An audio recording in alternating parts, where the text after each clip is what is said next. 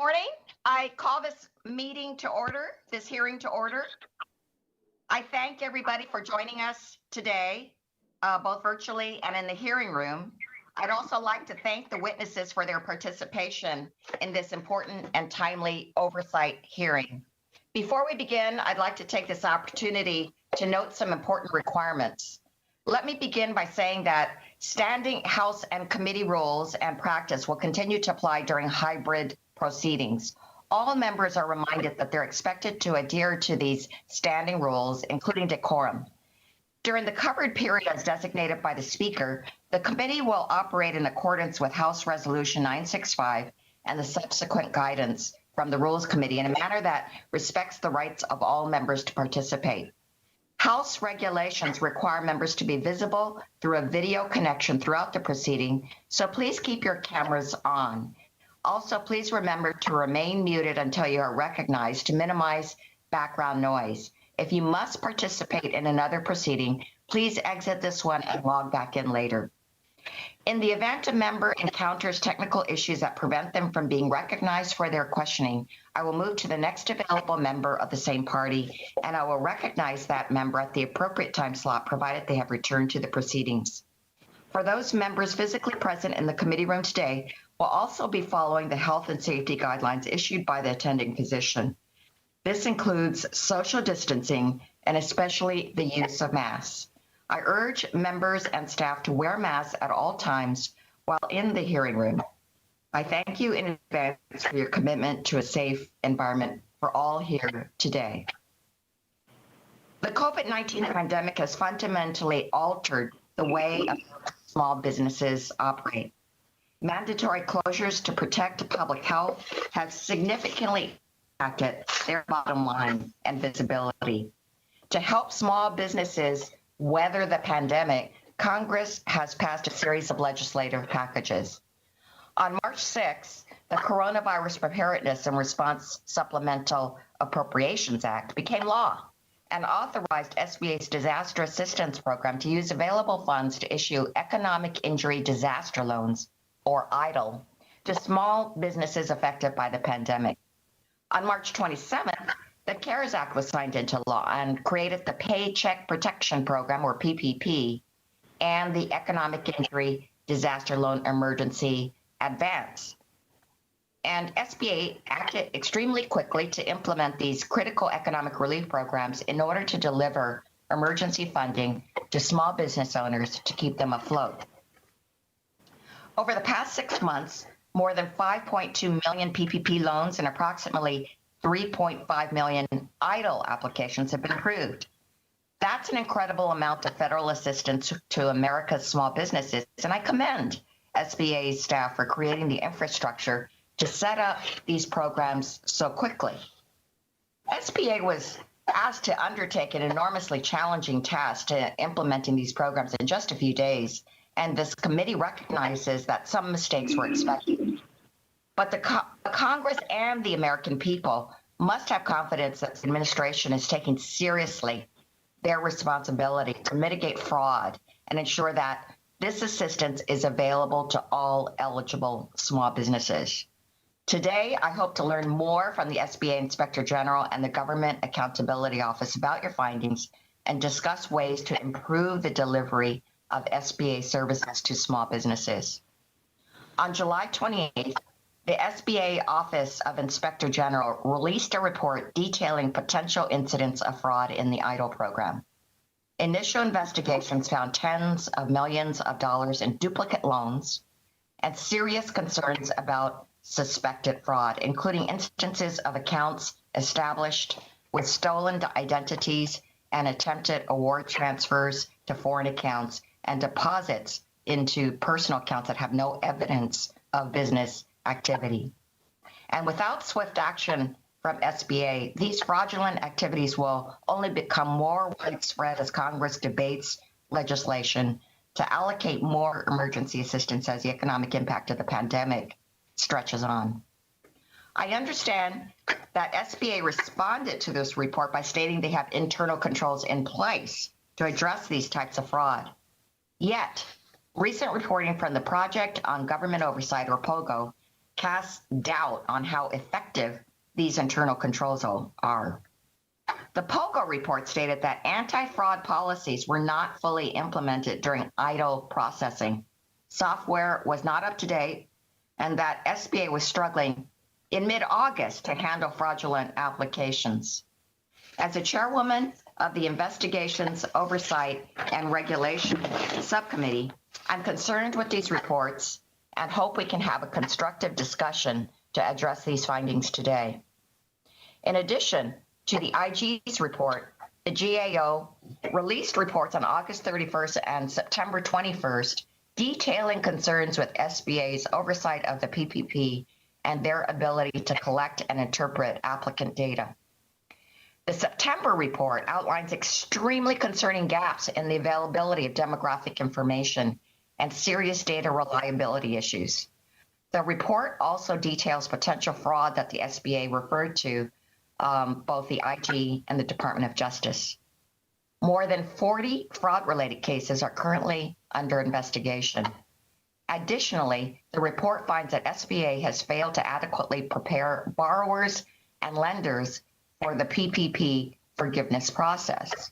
Demonstrating the seriousness of this problem, last week SBA announced that they had received 96,000 forgiveness applications, representing less than 2% of the loans that were dispersed, but they still have not processed a single one. Perhaps most troubling to me are reports that GAO has had difficulty even completing their audit objectives because SBA has not been forthcoming with documentation and access to data.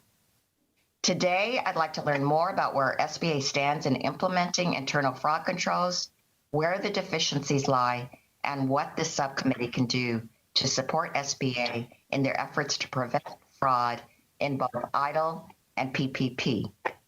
Again, I want to thank the witnesses for participating both virtually and in person, and I now yield to the ranking member, Mr. Spano, for his opening statement.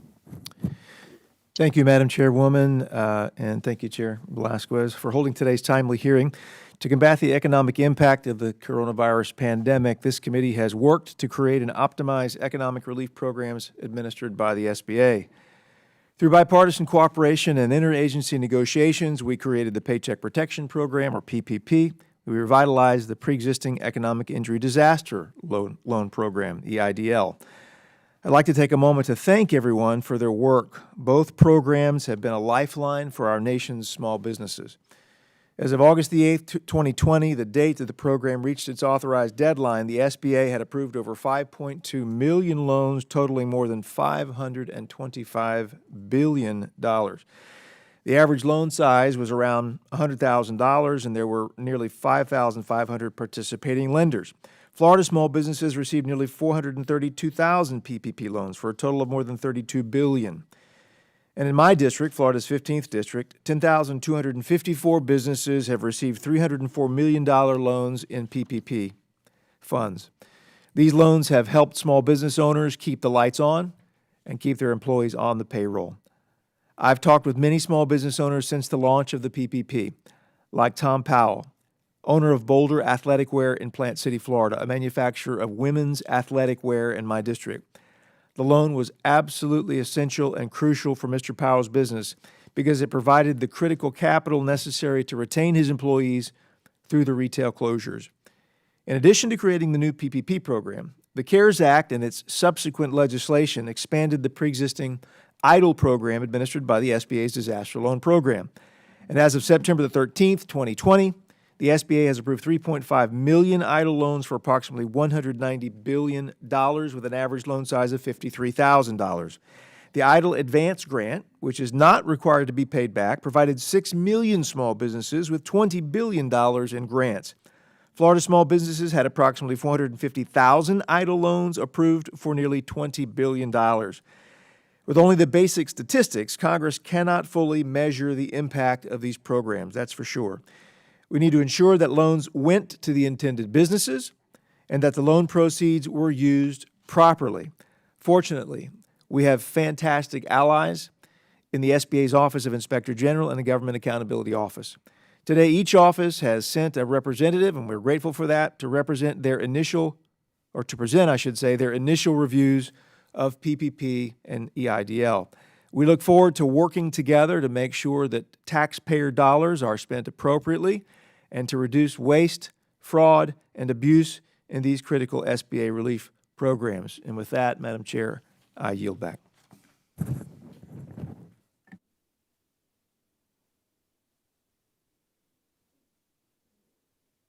Oh, thank you, Mr. Spano. The gentleman yields back.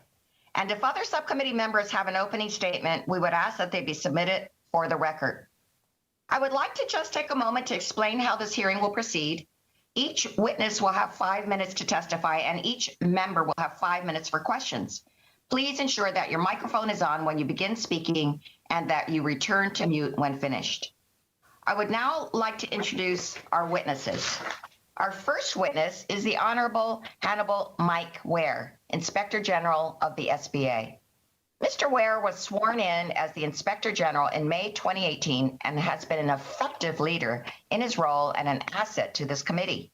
He has 28 years of experience in the IG community, rooting out fraud, waste, and abuse in federal programs. He's received numerous awards throughout his career, including several awards from the Council of the Inspectors General on integrity and efficiency in recognition for a significant portfolio of oversight work. Welcome, Mr. Ware. Thank you very much. Thank you. Our second witness is Mr. William Shear, Director of Financial Markets and Community Investment Team at the Government Accountability Office. He leads GAO's Work, Community, and Economic Development, Small Business, and SBA's COVID-19 response programs. Mr. Shear joined GAO more than 20 years ago. He has a master's degree in public policy and a PhD in economics, both from the University of Chicago. He also served as an adjunct faculty member in the graduate program in city and regional planning in the University of Pennsylvania. Welcome, Mr. Shear. I'd like to begin today's hearing by recognizing Mr. Ware for 5 minutes. Chairwoman Chu, ranking members, panel, and distinguished members of the subcommittee, thank you for inviting me to speak with you today and for your continued support of my office. Believe me when I say that. The men and women of the Office of Inspector General have been working diligently to provide oversight of SBA's pandemic response. I am always proud to represent them publicly and to speak to you about our important work. I come before you today in the wake of a historic crisis posed by the COVID-19 pandemic and an ensuing unprecedented role for SBA to mitigate the damages to the nation's economic vitality. SBA is managing over $1 trillion in lending authority through PPP and the EIDL program. The speed and lowered guardrails relative to eligibility verification controls surrounding the PPP and the EIDL lending authorities brought with it substantially increased risk. As indicated in my written statement, we sought to inform SBA's efforts through 3 white paper reports offering lessons learned and known risks to implementing PPP and EIDL based on prior oversight of the Recovery Act and other disasters. At the same time, we focused on preventing and deterring fraud by raising public awareness of fraud schemes and scams. At the outset, we initiated several reviews to include the PPP and EIDL reviews. During the course of these reviews, we had alarming findings, causing us to issue a flash report on PPP in May and a management alert on EIDL in July. As oversight work carried on, we solidified our preliminary results and identified additional findings. On September 14th, we provided SBA leadership 2 draft reports, one containing our findings related to SBA's implementation of PPP, and one containing findings of SBA's initial disaster assistance response to COVID-19. Our review standards require that we consider SBA's official comments prior to issuing these reports in final. We anticipate publishing these reports in mid-October, following the 30-day review and comment period by SBA's leaders. As such, my comments today regarding those findings must be considered preliminary, so we can account for SBA's official comments before finalizing our reports. Nonetheless, our findings are significant and speak to the need for strengthening internal controls and for combating potential fraud in the programs. Our reports speak to significant potential fraud in both PPP and EIDL.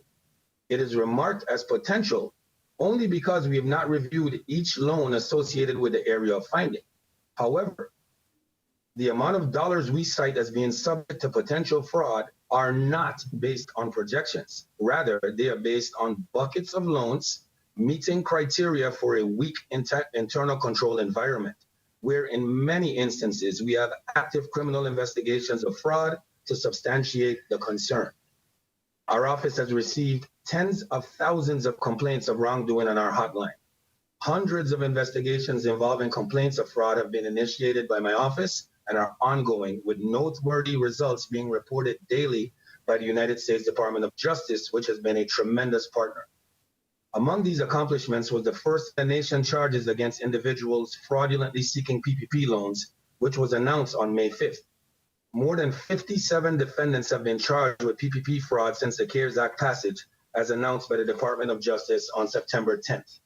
I want to assure SBA's lending partners and the nation's small business owners that if they followed the guidelines and acted in good faith, we are not focused on your actions. The findings we report do not diminish the feat that the men and women of SBA and their lending partners accomplished. At one point in the crisis, it was reported that SBA performed as 14 years worth of lending in just 14 days. However, our oversight work confirms SBA did not have sufficient controls to address risks and provide assurance that PPP loans and EIDL grants and loans were only being received by eligible recipients. We will continue our efforts to keep the administrator and this Congress currently and fully informed of our findings. We are not alone in this effort. Programs of this magnitude require a whole of government response. As a statutory member of the Council of the Inspectors General on Integrity and Efficiency's Pandemic Response Accountability Committee, I am working with my Inspector General colleagues to leverage the collective power of joint oversight efforts to increase transparency of SBA's pandemic response. Rest assured, the men and women of my office understand that nothing short of the public's trust is at stake, as well as the vitality of the nation's economy. Thank you for the opportunity to speak to you today. I am happy to answer any questions you may have of me. Thank you, Mr. Ware. Mr. Scheer, you are now recognized for 5 minutes. Thank you. I'm pleased to be here this morning to discuss our work on SBA's Paycheck Protection Program and Economic Injury Disaster Loan Program. Through these programs, SBA has made or guaranteed more than 14.5 million loans and grants, providing about $729 billion to help small businesses adversely affected by COVID-19. In April 2020, SBA moved quickly to implement PPP. Given the immediate need for these loans, SBA worked to streamline the program so that lenders could begin distributing these funds as soon as possible. For example, lenders were permitted to rely on borrowers' self-certifications for eligibility and use of loan proceeds. As a result, there was significant risk that some fraudulent or inflated applications were approved.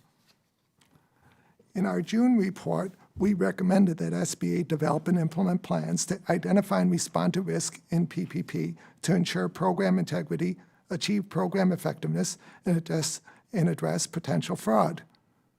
According to federal internal control standards and GAO's fraud risk framework, managers and executive branch agencies are responsible for managing fraud risk and implementing practices for mitigating those risks. When fraud risk can be identified and mitigated, fraud may be less likely to occur. In June 2020, we reported that reliance on applicants' self-certifications can leave a program vulnerable to exploitation by those who wish to circumvent eligibility requirements or pursue criminal activity. Since May 2020, the Department of Justice has publicly announced charges in more than 50 fraud-related cases associated with PPP funds. In April 2020, SBA announced it would review all loans of more than $2 million to confirm borrower eligibility, and SBA officials subsequently stated that they would review selected loans of less than $2 million to determine, for example, whether the borrower is entitled to loan forgiveness.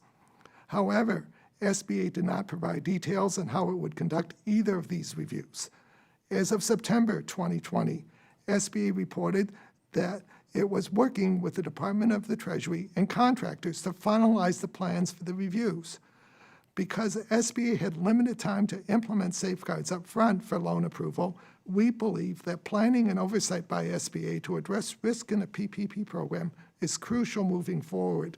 We continue to be concerned about the potential for fraud in PPP and are continuing to conduct work on the program, including on internal controls and fraud risk management. SBA's efforts to expedite processing of economic injury disaster loans, such as the reliance on self-certification, may have contributed to increased fraud risk in that program as well. In July 2020, as Mike Ware just stated, SBA's Office of Inspector General reported indicators of widespread potential fraud, including thousands of fraud complaints, and found deficiencies with SBA's internal controls. The Department of Justice, in conjunction with other federal agencies, has also taken actions to address potential fraud. We continue to be concerned about the potential for fraud in the EIDL program and are currently conducting work on the program, including on internal controls and fraud risk management. However, we have experienced delay in obtaining data and information requested from SBA, including access to application-level EIDL data.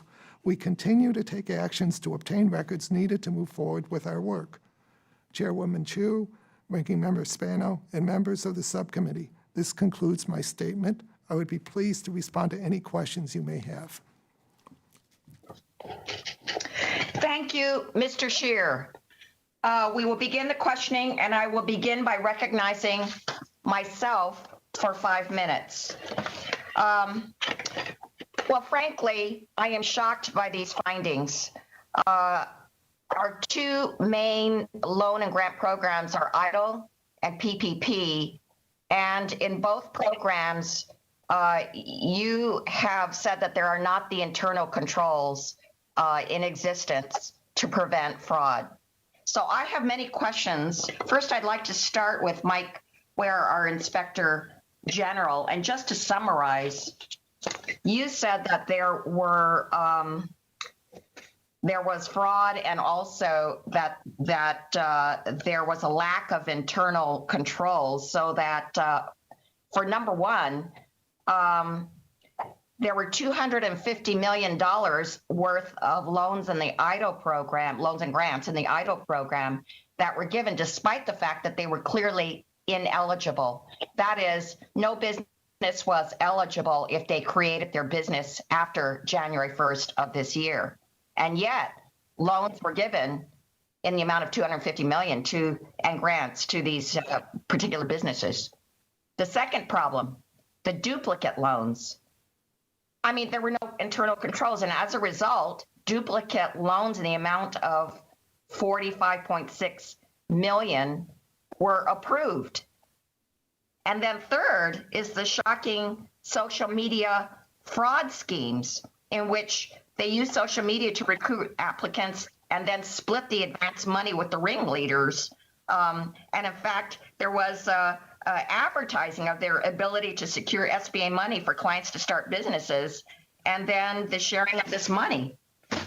I'm just astounded that these terrible acts took place when legitimate, deserving businesses could have used that help. So, Inspector General Ware, in your report, you stated that despite the internal controls that SBA has claimed are in place, fraud and the potential for fraud still exist in the economic injury disaster loan, or the EIDL program. Can you identify the weak points in SBA's internal controls, and how can SBA improve these existing controls in the time ahead?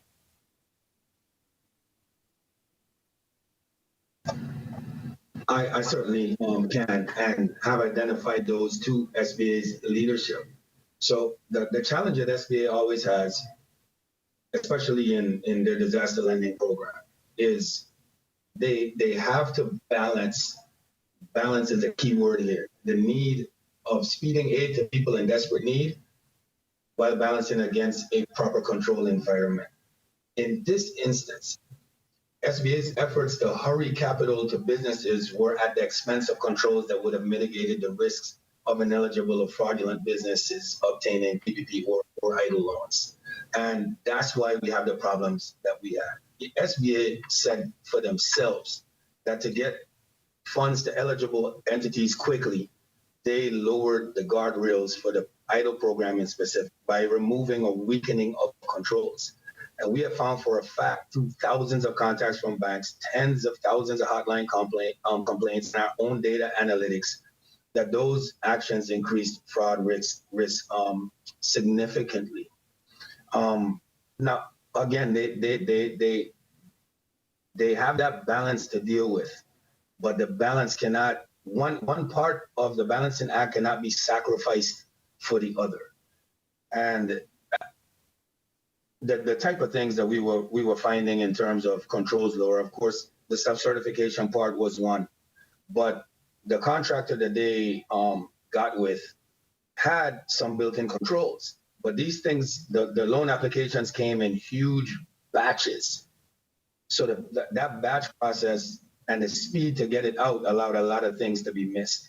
And then there were a lot of things, other controls that were not in place, such as what happens after the contractor says, okay, this is a legitimate bank account.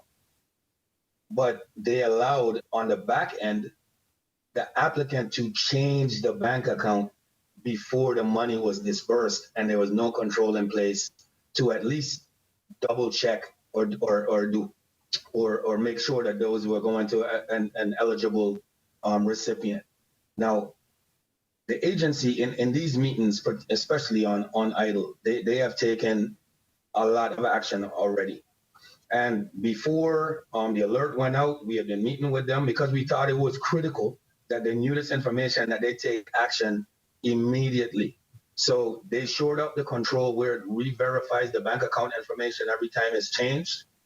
And if they didn't find issues with the loan application or only minor issues, then they would come to SBA in much smaller batches. And then they now have a team lead approving the batches. And I mean, they've done that. Let me see what else.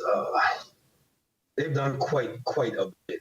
They found a logic issue with the system of control that they said they had in place, where it wasn't identifying all the duplicative information.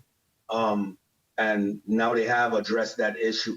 And now the big thing that they've put in place is that they have began automatically declining loan applications where the system identifies suspicious online activity. That wasn't happening at all. For example, related applications by the same bank accounts that are not the same person. Email addresses or phone numbers in somebody else's name. Weird email addresses with like odd period location, like mi.ke.wa.re, for example, along with the regular mike.where. Now that may force any legitimate applicants into the loan application reconsideration process to allow for support and documentation before the applicant gets their loan approval. And yeah, so they have pivoted pretty quickly on implementing the controls. I have to say, I don't know if the time is up or not, but fraudsters are going to do what fraudsters are going to do. And we have to continue to meet with the agency when we find new schemes so that they can pivot quickly to mitigate a lot of the risks and to shore up their controls. And I think that they have been pretty responsive to that. Well, thank you for that thorough answer. And now we have our ranking member, Mr. Spano from Florida. Thank you, Madam Chair. The CARES Act set up an intricate web of oversight mechanisms utilizing pre-existing offices and creating new ones like the Pandemic Response Accountability Committee and the Office of the Special Inspector General for Pandemic Recovery. My question is, how do your offices contribute to the larger pandemic oversight system? If you could answer that first, Mr. Scheer.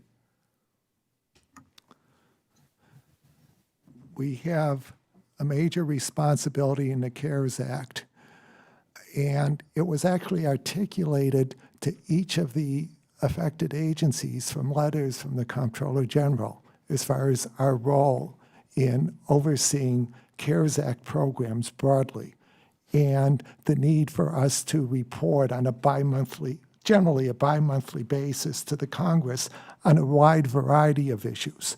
So in contrast, I just say that we focus on issues just as my colleague Mike Ware does, dealing with fraud risk and things of that nature, but we deal with broader issues having to do with the integrity of the programs. So we do look at responsiveness. We have issued reports in June, August, and September that deal with the wide range of CARES Act programs and addressing them in a broad way and doing detailed audit work. Yeah. Mr. Ware, would you like to briefly Sure. respond to that? So, yeah, I will. And this is actually like one of the questions that I was hoping that I would get, mainly because of the prominent role that I play on the PRAC. I am the audit committee chair on the PRAC, and we meet regularly, like every single week. I'm a statutory member of that committee. So in our meetings, we work constantly to determine how we can help the community and how we could move the whole of government approach forward.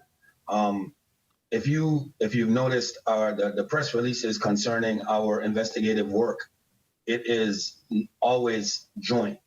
We've been working with the FBI, FDIC, Federal Reserve Board, HHS. I mean, this has been an all hands on deck approach to this oversight, because no single one of our offices could handle this alone due to the magnitude of issues that we are finding. Regarding Mr. Miller's new shop, he's just standing that up, and him and I have had several one-on-one meetings, particularly to pass on certain things to my office that he is not able to do at this time as he stands up his office. But we are all in communication and all working in a collaborative manner to ensure that the proper level of oversight is undertaken. Do you feel like you need any additional guidance or clarity in terms of the roles that you're playing respectively? Sir, I do not. I believe that the act that stood up, the PRAC, as we refer to it as, was pretty clear. Okay. I do believe that, well, you know what, in some meetings we've discussed quicker access to data for the PRAC. But I'm pretty sure that's something that the executive director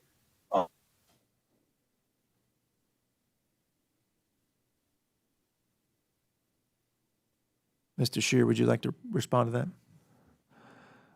I think that the CARES Act, beyond just relying on our access authority in our role generally as Congress's watchdog, that there was very clear that we had very expansive authority, we had very expansive responsibilities, and we, led by our Comptroller General, Gene Dodaro, have gone on in that direction. We generally have had very good cooperation with the agencies that are included.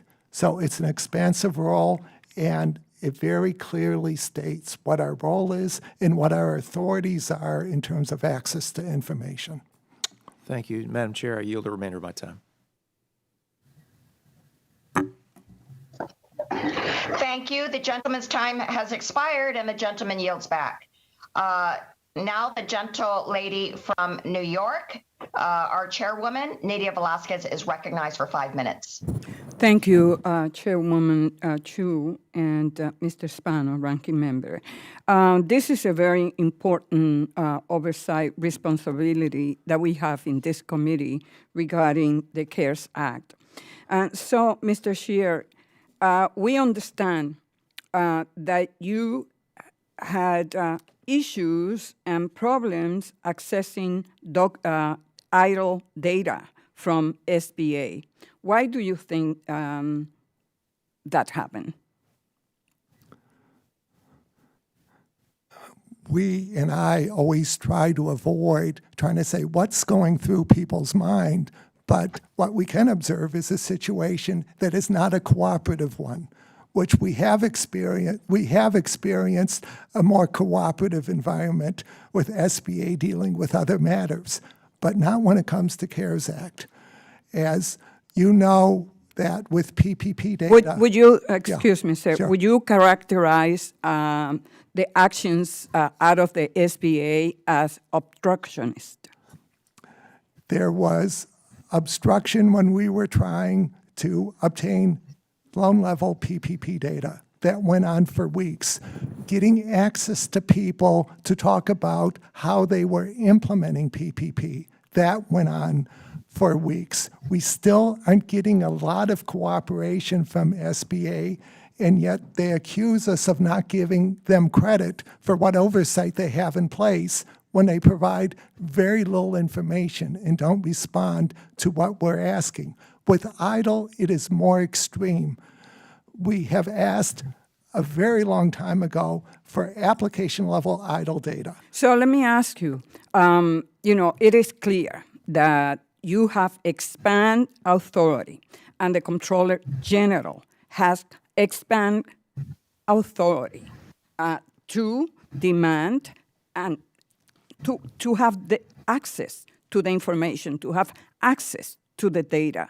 And so I myself have to call the administrator to ask her to expedite or to allow for the Comptroller General to have the information that he was requesting.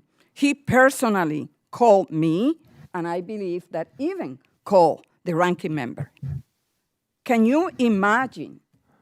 It is our responsibility to protect taxpayers' money and to make sure that the program is implemented. And what we have seen is not only a case of fraud and abuse committed in the EIDL and both the PPP, but mismanagement. Probably the obstruction coming out of the SBA is because they knew that they didn't take or implement the kind of controls to prevent fraud and abuse. So what can we do? What can Congress can do to help you do your job going forward? As you and Do you think that, for example, with withholding agency funding, that will be an option?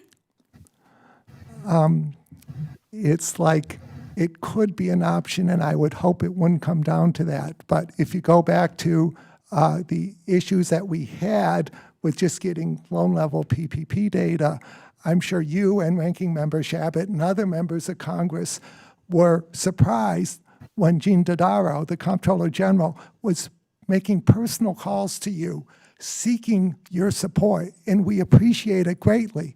It's unfortunate it was necessary. With EIDL, and some of this, it's not just data that we know should be readily available, but there's certain things like contracts. There's a tremendous delegation of authority to contractors where we're just asking for contracts, that very straightforward information to provide. So we certainly hope it doesn't have to go up. We're close to being at the stage where you might be hearing from the Comptroller General again.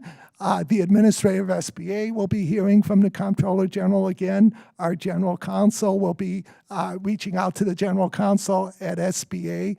It is an extreme situation. So the agency is not collecting demographic data that we have requested, and that was the intent and essence of the Senate when we passed the legislation. It's clearly stated. And so how difficult does that make your job and our job in determining whether or not we are making sure that the loans are going to deserving businesses, and particularly minority and businesses in underserved communities? This is an issue we have dealt with with numerous programs, including now with PPP as far as demographic data. And SBA takes a certain view toward the authority to collect data on race and ethnicity. And we've been dealing with that. So the workaround, I think, becomes for SBA and for us is to geocode where we're not saying who are the borrowers, are they minority-owned small businesses, but at least what communities are they operating in? And that becomes the best we can do with that situation. Chairwoman, with your indulgence, I just need to ask one more question, and if you consider that necessary, please allot the same amount of time to the minority. There are 4,226 loans that went to businesses with over 500 employees. In your work, have you been able to examine whether SBA has confirmed that these businesses employed the number of employees stated in their application? We are still at the stage, and we've been waiting for a meeting that's now scheduled for next week, just dealing with what we consider extreme data reliability issues, which affects our ability to do work that's associated with evaluating that Mike Ware was talking about, data analytics. It's affecting our ability to evaluate who the programs are serving. And we are trying to move forward on that, but we aren't at that stage yet. And part of that is the extended delays we get in dealing with SBA. Thank you. I yield back. Thank you. The gentle lady's time has expired, and the gentle lady yields back. Now the gentleman from Tennessee, Mr. Burchett, is recognized for 5 minutes. Thank you, Chair Lady, and I appreciate the panel. I guess my first question would be what has been the economic impact of this? And I'll open that up to anybody who'd care to answer that, positive or negative, overall.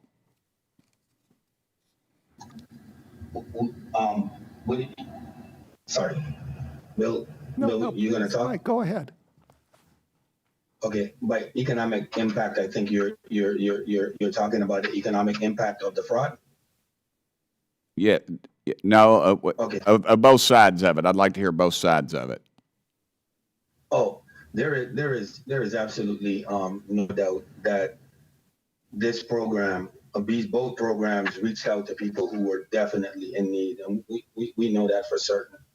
But we also know for certain that there is no assurance that all that money went to the small businesses it was intended to go to, and this is a fact. I do believe that there's a balance that could be struck in order to mitigate much of the risk of fraud and to shore up vulnerabilities that both of us have identified for SBA.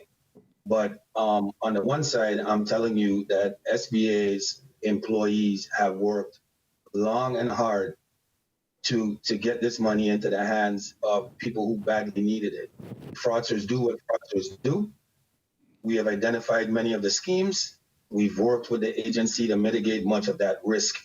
So I know that there is a large part, there is no doubt that there is a large part that have gone to ineligible and fraudulent recipients. Since we have identified those, are we going to be, do you think it's in place? I'm sorry to interrupt you, but, and I like what you said about fraudsters are going to fraud. I think that's a pretty accurate, every time you do something, some new plan or some horrible tragedy occurs in our country, these dirtbags get out and take advantage of the situation. But is something in place to go after these people? And do you feel like we will go after them, or are we just going to say, we'll let it go? No. So, like the Department of Justice what is it called? The press conference that we had just a few weeks ago. We had it to signify the 50th arrest made of these fraudsters. There are hundreds of investigations already in process by my office. The FBI at that press conference stated that they had over 500 investigations initiated. And if you know how fraud works and fraud investigations work, that normally doesn't take place until 12 to 18 months after these loans have gone out. The fact that we have moved so very quickly to catch people has been pretty remarkable, and as a great deal has to do with the Department of Justice and their partnership with us and other law enforcement entities. But we're on this, and we're going to keep going. Good. I appreciate that. What I'm afraid is that we move on to the next calamity in our country and we forget about the working folks who didn't get the money that should have, because again, is my favorite term, these dirt bags got the money and they shouldn't have. And we've got hardworking business folks, especially our smaller business in our rural and our inner city areas, will not receive that funding. And thank you for your answer, sir. I know you were wanting to say something too as well, please. I will pull this up from the fraud issue, but just saying, who are the intended beneficiaries of this program, and how is it serving these small businesses and the communities they operate in, kind of like over time? It was clear that PPP is trying to both keep businesses in business and to allow businesses to keep payroll, where EIDL is a little bit more of a focus on keeping businesses sustainable. So they're slightly different approaches. They serve slightly different issues. But let me take PPP. We have serious concerns about data reliability having to do with jobs reported. But nonetheless, it's clear that PPP has spent a large amount of resources to support a large number of small businesses that employ a lot of people. And so it has been a lifeline. So we can observe that. What also became clear is that where originally it was an 8-week period, before forgiveness, that it was recognized that the pandemic would continue for a longer period of time, and Congress, made legislative changes to expand that period. What we don't know yet in terms of economic impact is basically that to what degree it has helped various segments of the economy. And it's a very difficult question to answer, and it might not be possible until we've gotten through much, if not all, of loan forgiveness. But there's a lot of questions as far as over the long haul, where there's still uncertainties about what will happen with the pandemic. There's still a lot of questions of what the economic impact ultimately will be. But it has certainly been a lifeline for, a very large number of small businesses. As in my district. Chair Lady, I've gone over, but if you could issue my distaste the fact that this is such an important issue and we have so many, I have to go to another committee and that we're marking up bills, but if you could tell them to prioritize these things, both parties do it.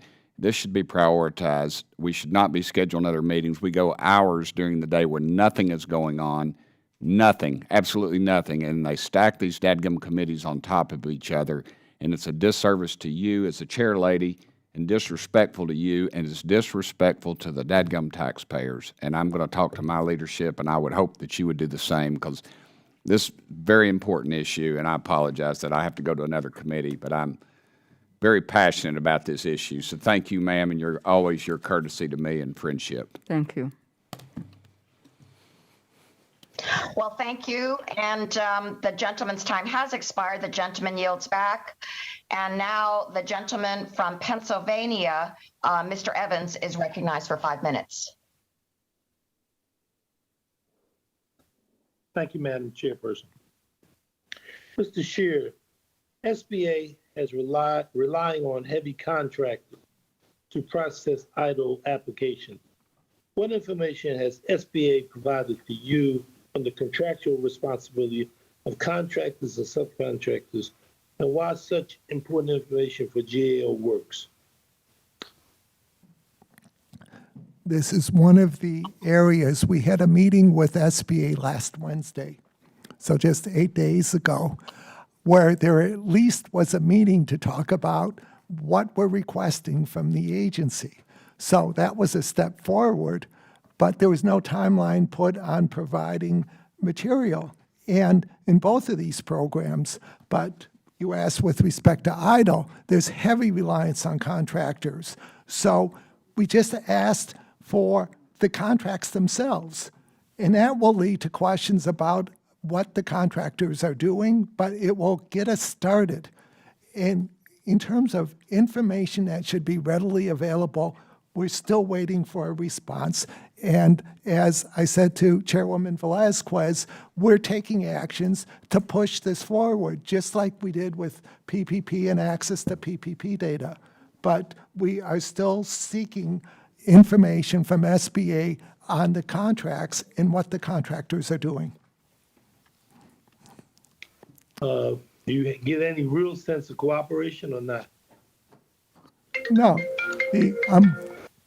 the cooperation has been poor, and I don't like stating this, but we haven't had good cooperation in conducting this work.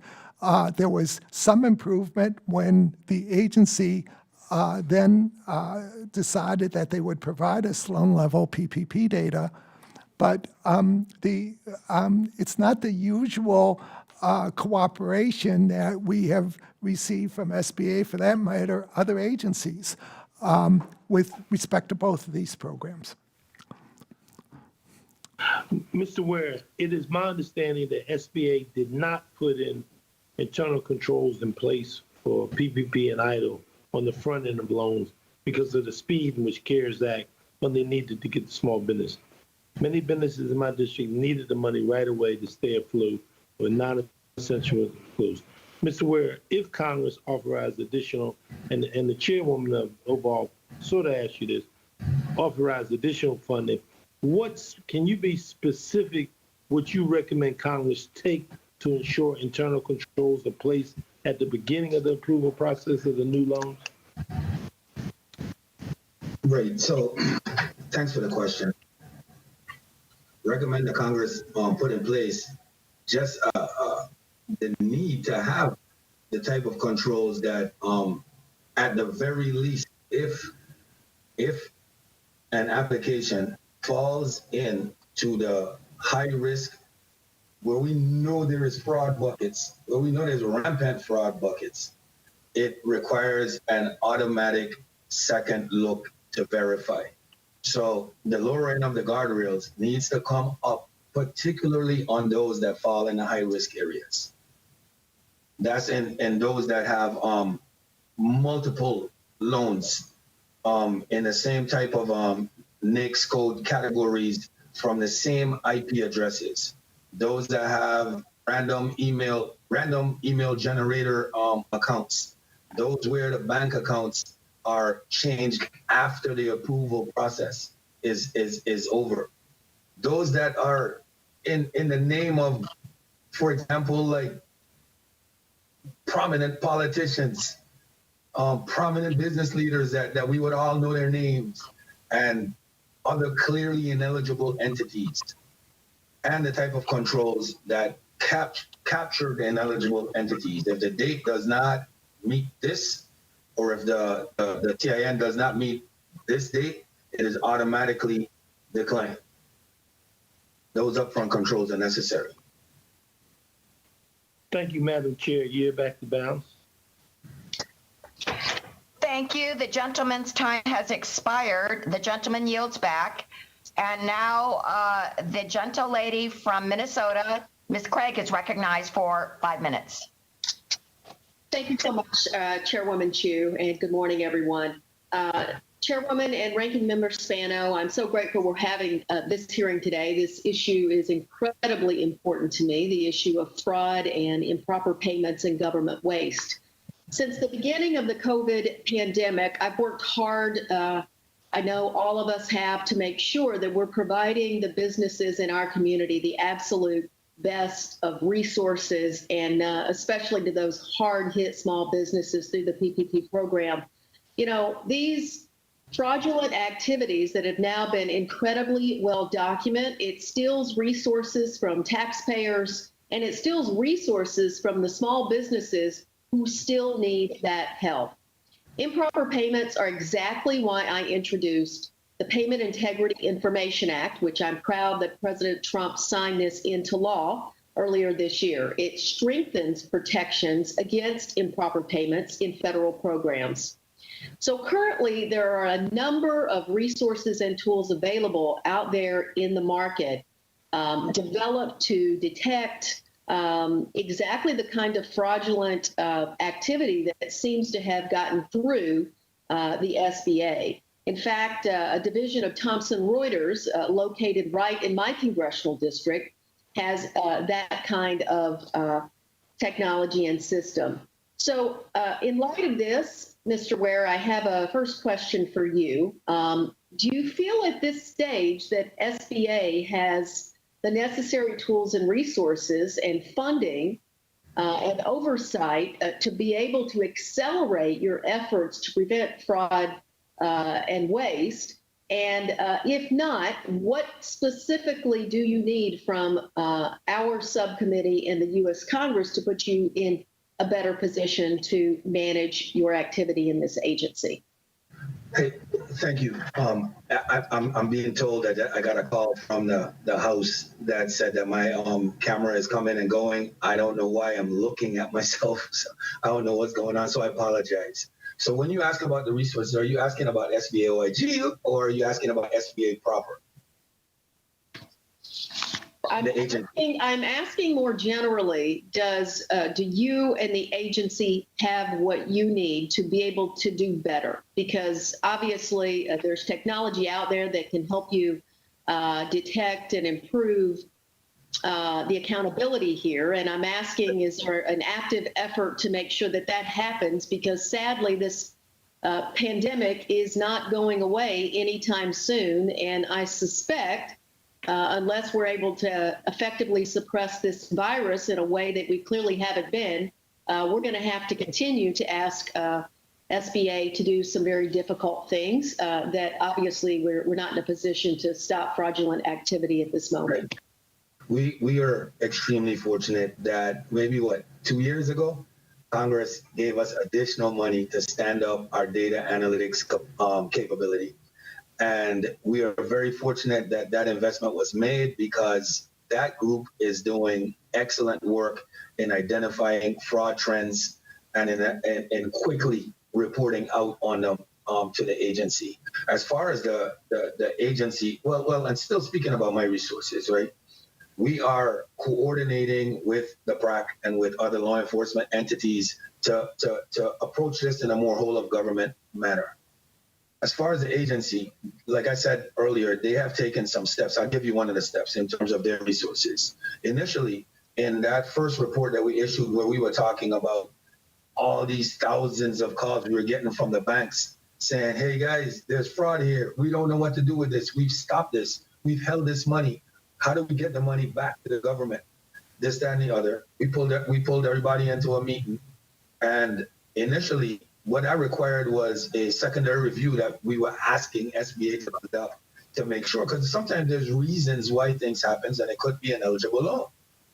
But they only had a couple of people assigned to doing that. They grew that to immediately 25 people to do that. And then I think it was 54. And now I believe that number is even higher. So they have put the bodies necessary to have these secondary reviews. We have not reviewed how that has gone on yet. This is what has been reported to us. But in terms of resources, I can't speak to what SBA has to do things. I just know that they have moved things around to address and to mitigate some of this fraud risk. Thank you, Mr. Ware. It appears my time has expired, so I'll yield back to the chairwoman. Thank you. The gentle lady's time has expired and she yields back. And now we actually have time for a second round of questions if anybody desires to do so. I believe the topic is so important that I would like to go a second round. And so I will start by recognizing myself for 5 minutes. Mr. Scheer, I wanted to ask about the loan forgiveness process. You described in your September report that SBA has not provided clear guidance to lenders on the PPP loan forgiveness process. And as a result, SBA may be using unreliable data to process loan forgiveness. And I would say that the description that you provide describes a situation that is at best fragmented. And that is the guidance comes on a rolling basis. There are not specific review requirements for lenders who are processing these applications. But as a result, what we have is a situation where SBA has announced it's received 96,000 forgiveness applications, but has yet to process and approve one single one. That is, I mean, there are lots of businesses that are hanging on the edges of their seats, wondering if they're going to get loan forgiveness. So what specific steps should SBA take now to improve the quality of this data? And what can be done to make sure that there is a loan forgiveness process that is functional? There has to be clear guidance and responsibilities of who's responsible for what, and the role of SBA's oversight of that process. You have banks are interested in certain types of safe harbor. That has always been an issue. You have had reliance on borrower certifications. And again, we were very receptive to the fact that loans had to be gotten out very quickly. But immediately, our first report, we made a pretty broad recommendation that you needed certain controls in place, and there has to be some clarity for the participants in the program rather than this rolling guidance. So there has to be clearer processes and procedures that banks and borrowers can go on. And I say this especially with respect to the smallest businesses that might not have the most resources available for accounting and legal assistance. So there just has to be greater clarity. And we need, again, we wish they would look at us as a asset in terms of trying to improve the integrity of this program, and that they would let us look like they do at other programs in our experience at SBA, and actually be in a position to evaluate and to make recommendations for how those processes can be improved. Thank you, Mr. Scheer. Now I'd like to ask about the first phase of PPP being dominated by large borrowers and even some publicly traded companies. SBA had issued guidance to emphasize the economic necessity requirements, but then this came after many larger companies, even publicly traded companies, had already been approved. So first, how many publicly traded companies returned the money? And what is the dollar amount that this represents? And how would you suggest SBA prevent large companies from accessing a program designed for America's smallest companies? If that question is for me, I don't have the exact figures. I definitely can get back to you within a very short period of time on the exact figures, but in terms of what happened there was how it was initially set up in terms of the 500 employees in a single place, and that allowed some of these larger companies to get in within the confines of the law. Now, so if you understand, like the next code that they use, I believe it's 72. You're considered small if the businesses had fewer than 500 employees in one location. So that happened. So if there's a shoring up of that to ensure, and I believe there was in the amended or the next act that came out, but that's how they can ensure that these companies don't get it. And like I said, I'll get back to you the exact amount of companies and the exact amount of dollars. My time has expired, but yes, I'm very, very interested in that information. I think so many others would be as well. So please come back with that information. I yield back, and now the ranking member from Florida, Mr. Spano, is recognized for 5 minutes. Thank you, Madam Chair. What is the percentage of fraudulent loans approved in proportion to the 5.2 million loans approved? I'll at least start with that. Yeah. We don't know. Just realize that we make a very big distinction between fraud risk and the management of fraud risk. And a lot of things we've talked about in this hearing have been about data analytics and other actions to look at fraud risk management. And so we look at that. We're not a law enforcement agency. But one of the things that we emphasize is, how do you prevent this? How do you set up the fraud risk framework along the lines that we have actually had a report now since 2015 spelling it out that's widely used by agencies? How do you set it up? Because the cost of setting up prevention right out of the starting gate, or even now when you're talking about what happens as we proceed with loan forgiveness and other aspects of the program, prevention tends to be the most efficient thing to do.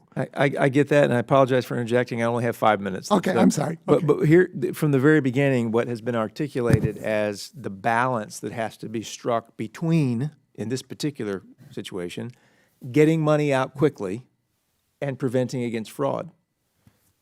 They're both important.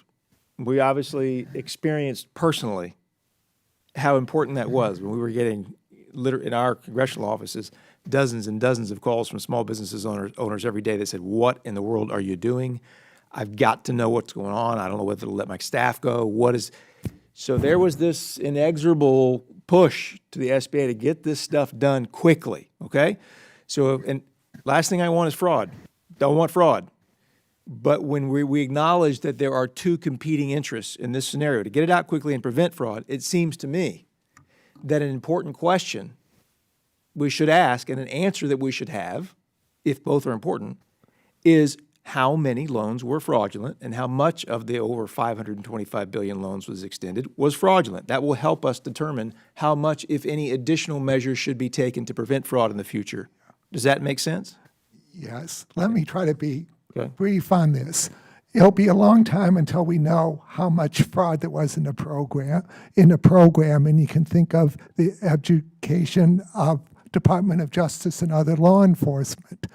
But part of our emphasis has been, we very much recognize that loans, there was a push to get loans out, but with the passage of time, it becomes much more troubling when the fraud framework is not in place to try to mitigate the risk of fraud existing, in the program and being practiced, and even more generally, improper payments occurring because of the lack of oversight at some point in time. And we think that time has come, and that's what we're looking for, is what has SBA put in place So that's where our emphasis has been. Understood. What do you, if you know, what's the statute of limitations for prosecution of fraud under the CARES Act? And well, I'll let you answer that first. No, well, if you want to make a question for the record, I don't know it. Maybe Mike Ware does, but I don't know. But if you make a question for the record, I'd be glad to respond. All right, Mr. Ware, can you answer that question? Right. The CARES Act didn't specify a particular amount of time in terms of it. Normally, we're looking at 7 to 10 years that we're dealing with on these fraud investigations. And these loans are going to perform in the portfolio for decades. So, I mean, there will be a time to go back and deal with this. But if I may, I don't know if we still have time for me to. Yeah, I have 30 seconds. Okay, quickly. So the issue with this is that in terms of the fraud framework that needs to be in place, we know for a fact that there is fraud, mainly because of the thousands of calls in a hotline, particularly having to do with identity theft, where people are finding out for the very first time that their identities were stolen when they hear from SBA that their loan payments are going to be deferred, and they're like, "What loan payments? I've never had a loan from SBA. This is routine. We're getting this dozens every single day, and we're hearing some heartbreaking stories out there." And all these things fall into the same buckets where we're talking about this fraud environment. Thank you, Mr. Ware. And I know my time is up. I would say it seems to me if the CARES Act didn't specify what the appropriate statute of limitations is, that's something that we should follow up on. I think that would give us the opportunity to be able to plan long-term for what the window of time would be in which we need to go back after these folks. Thank you, Madam Chair. I yield back. Thank you. The gentleman's time has expired, and the gentleman yields back. And now our chairwoman from New York, Ms. Velasquez, is recognized for 5 minutes. Thank you very much. Mr. Ware, I would like to ask the same question that I asked Mr. Scheer, but because of technical difficulties, I was unable to ask the same question to you. And it's regarding the GAO September report that shows that 4,226 loans went to businesses with over 500 employees. So in your work, have you been able to examine whether or not SBA has confirmed that these businesses employ the number of employees stated in their application? Oh, if we have confirmed this? Yes. Yes, our work has confirmed that some of that did take place. The thing is, I don't have the exact figures in front of me. I definitely could get you that though, and I already see that looking at the screen that the request for that information already popped up. So several loans that were granted to companies with over 500 employees, notwithstanding the rules that permitted exemption for the lodging and food industry. Does your office plan to examine how these companies were eligible to receive these loans? Certainly. I believe that that's covered in our supplemental overview plan that we have publicly. And we'll be definitely looking into that and into eligibility. As a matter of fact, some of that will be reported publicly later in this month. Okay. And Mr. Ware, in SBA's official response to your report, Administrator Carranza stated that, and I quote, "Loan decisions are ultimately made by people, namely loan officers. During your investigation or in the time since, have you reviewed whether there are adequate training protocols in place for SBA loan officers?" Initially, no. Now, yes. Okay. Because money was provided, funding was provided to the agency to execute and implement the PPP and EIDL program. Mr. Scheer, in GAO's report in September, you stated that the Department of Justice has publicly announced charges in over 50 fraud-related cases related to the PPP. These cases were referred to the DOJ by SBA, but the agency has yet to implement additional internal controls to mitigate risks. Can you expound on the risk SBA is incurring by not implementing internal controls for PPP? And what is your assessment as to why they, to this point, after we enacted the first tranche of money, they have not been able to put in place a control mechanism? With the lack of information provided to us, we presume that controls are not in place. And we would hope that, I don't want to speak for the Inspector General, but I would hope that they could view us in a more constructive way in terms of helping to identify how you can create a better control environment for this. So with the passage of time, again, right out of the gate, we thought that something very serious was needed with the limited upfront controls, and we just don't see it yet. We see references on pages 8 and 9 of my written statement as far as how they're going to use contractors, but we don't even have contracts now. And we, as auditors, we ask the question, what is the agency trying to hide? And there's just too many questions that go unanswered. Well, we just need to be on record, basically pointing out the attitude of this administration. You could go out there and yes, we do not deny that the agency must do everything they can to put money into the hands of deserving businesses, but not at the expense of compromising the fact that they have to take every control or put in place every mechanism to make sure that we avoid mismanagement, fraud, and abuse. And it is not happening. Chairwoman, thank you. I yield back.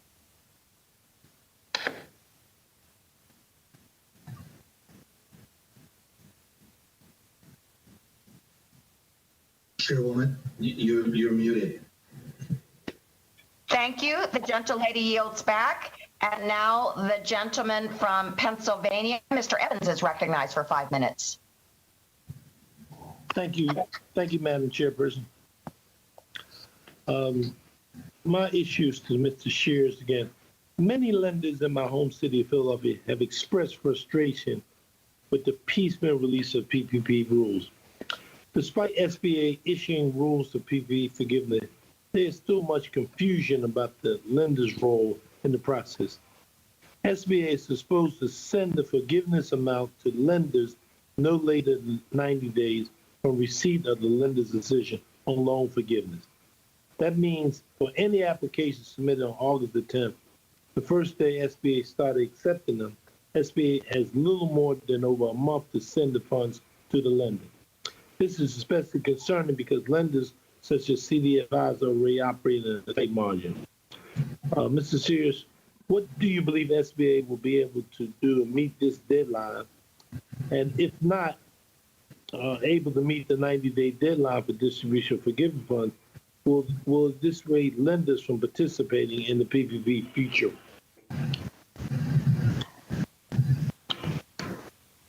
I'll first start with saying that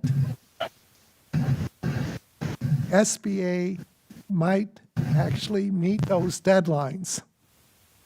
Our concern in meeting those deadlines is that we're looking for some type of control environment under which the forgiveness process will proceed. But so SBA could meet the deadlines. It's a question of whether it will protect the integrity of the program in how they go about it. So Now, if they don't meet those deadlines, then you are creating more uncertainty for the lenders. And the lenders have certainly, we have spent a lot of time talking to lenders and their trade groups, and the concerns with the rolling guidance, I'll call it, and just changes in the program, and the whole question of how much lenders will be held harmless based on certifications by borrowers. It's just like the situation keeps changing. So we are very cognizant of the strain that this has put on lenders. And you could say they're being compensated for it, but in a sense, they're being compensated for something that it wasn't clear when they got involved with this, what their responsibilities would be.